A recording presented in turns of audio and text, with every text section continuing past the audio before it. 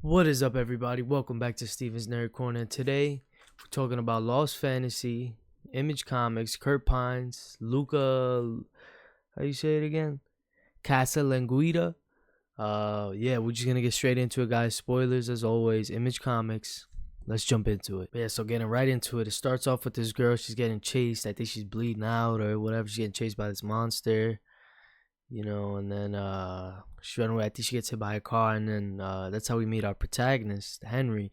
And immediately off the rip, and I know you guys saw the title of the video, he's got white hair, kind of Geralt vibes. I thought Dante, Devil May Cry, that was my immediate thought. He's got a big sword, kind of like Berserk, and that's one thing off the rip, guys.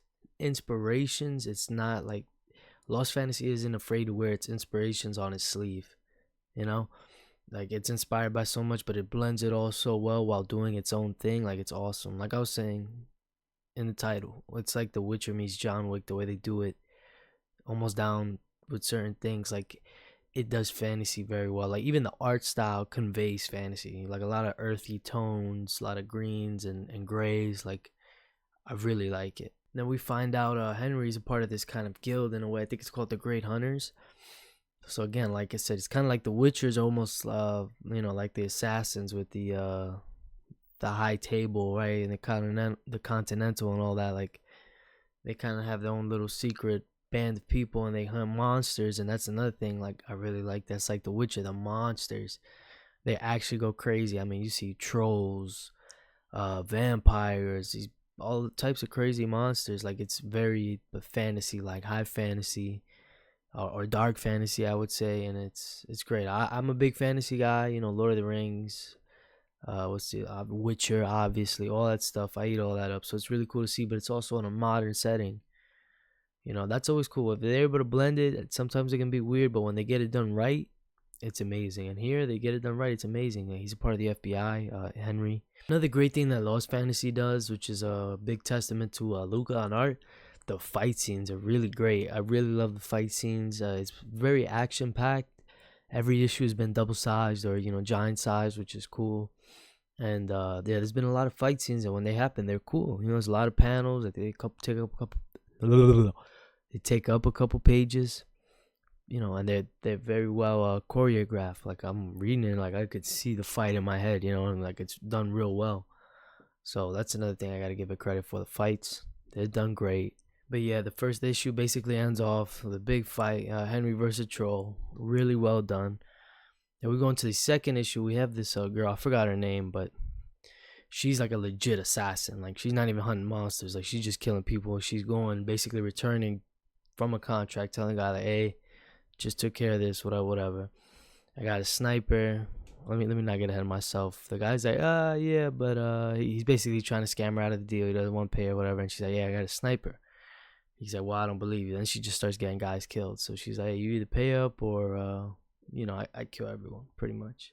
But yeah, the girl, she handles her business and she goes to collect another contract. And then we find out, the guy tells her, I don't think you're going to like who it is. She say, hey, man, the deal's a deal, man. Job's a job. I'll do whatever. I don't care. She finds out it's about Henry. So she goes, and then we find out how her sniper works and why his aim is so good. He basically can control the bullet. It's really cool. It's like basically bullet magic. They call it ballistiology or something like that. It's really cool the way they do it. Basically bullet magic. Like I said, they put in their own spin on these things. It's great to see. And then, like, last minute, she's like, I can't do this. But the guy already shot. But like I said, he can control the bullet, so he's able to curve it last second, and he catches our boy Henry in the face. Basically, I thought he was dead. I was like, what the fuck? I was like, bro, I thought you said he was going to stop, and he still caught him in the face. Like, so I guess he got shot in the eye. He runs out to the street. He's like, help. And he passes out. Obviously, he ends up in the hospital. He recovers all this. But then we see this monster. One of the cops got turned into a monster. One of the deputies in town. So he kind of went on a rampage. And basically the issue ends with a big fight of Henry tracking down this monster. But he's trying to see what's going on, because there's been a lot going on in the town. Like, just like a lot more monsters. They're like, yo, something's going down. he meets up with one of the hunters who's the when he spoke to the guy who runs the agency, who's basically the other best hunter, a nihilist, I think his name is. So he black guy, they link up. It's pretty funny. That's one thing I have to say. The dialogue in this book is really good. Like the people, like they sound like people. They're constantly talking shit. They're cursing, like, but it feels real. Like one of the guys, like, "Oh, what is that? Your boyfriend?" Or, kind of talking shit. And the other guy's like, "Yo, man, I really don't have time for this right now. Just tell me what I need, and I'll go." You know what I'm saying? So the dialogue here, Kurt Pines, his writing here is pretty phenomenal. Like I said, I really like where it's going. Yeah, so I think basically the issue ends with Henry trying to figure out, who shot him and what's happening. And one thing we find out why the girl pulled out of trying to kill him was they used to date, it seemed like, or they had a little fling going on. She kind of has like a flashback of them making out.